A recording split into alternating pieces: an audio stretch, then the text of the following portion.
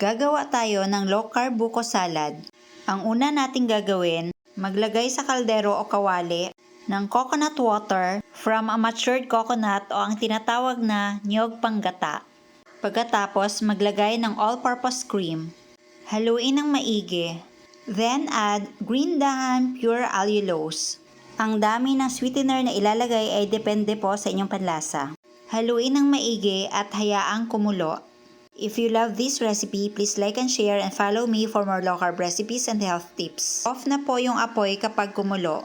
Pagkatapos, ilagay ang gelatin powder kahit anong brand basta pasok sa low-carb. Tapos, tunawin ng maigi. Ang list of ingredients ay ilalagay ko sa last part ng video na ito. Ngayon, isali na natin sa mga platito o plato, bowl, o depende sa inyo kung anong available na mga paglalagyan. Then, chill for about 2 to 4 hours. Ngayon, magpakulo naman tayo ng tubig. Then, add green dahan pure allulose. Ang measurement ng sweetener ay depende po sa panlasa nyo. Kapag kumulo, off na po yung apoy at ilagay ang gelatin powder kahit anong brand basta pasok sa low carb. Mix well until completely dissolved.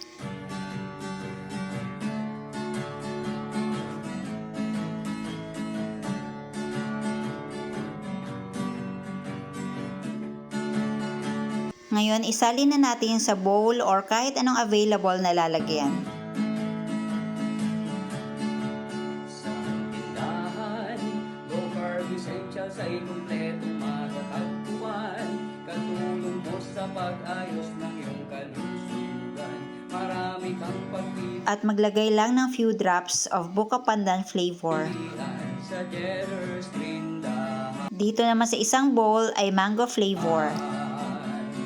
Baking essentials, condiments, nuts and seeds, healthy oils, coconut products, superfoods, herbs and spices, low-carb bread, At ito ay red color only, wala pong flavor. kakanin, at may sugar-free ulam pa.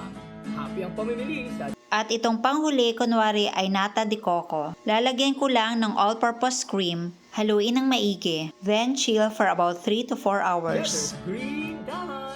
Ito na po ang ating buko substitute. Pwede ito gawing sliced or shredded, depende kung saan at ano ang komportable para sa inyo. Low carb essentials ay kumpletong matatagpuan. Katulong mo sa Ibalik muna natin sa chiller. At ngayon, prepare naman natin ang milk substitute.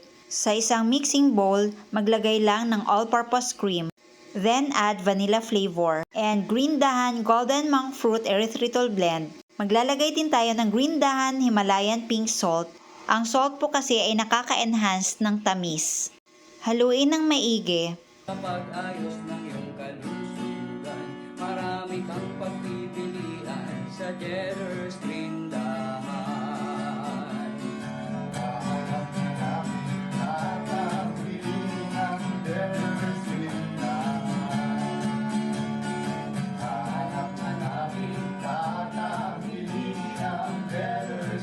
Pagkatapos, chill po muna natin ito for 1 hour. At dahil nabuo na ang ating mga gelatin, slice lang po natin ito into cubes.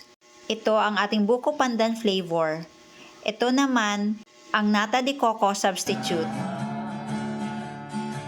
Next ay ang mango flavor. At ang panghuli, color red, kahit walang flavor pero nakakadagdag kulay sa ating handaan. Ngayon, paghahalo-haluin na natin ang lahat ng ingredients. First, nata de coco substitute. Next, mango flavor. Buko pandan flavor. At dahan-dahang haluin. Siyempre, huwag kalimutan ang red color. At may natira pa pala akong buko substitute. Uulitin ko, pwede po ito shredded, pwede din po sliced.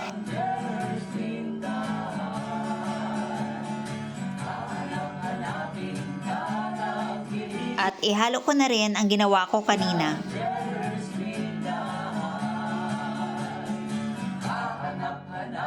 At syempre, ang nakakabigay din ng sarap sa ating buko salad, cheese cubes.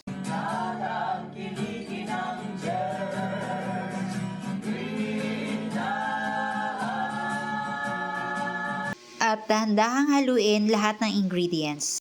Ngayon, mag-plating na tayo.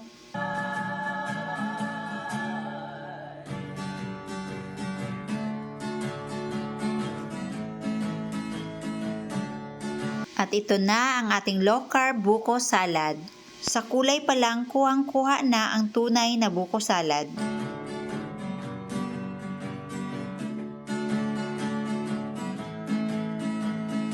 Tikman na natin. Dahan, low carb essentials ay kumpletong matatagpuan. O, diba?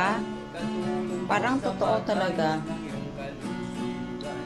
Marami kang pagpipilian sa Promise, ang sarap!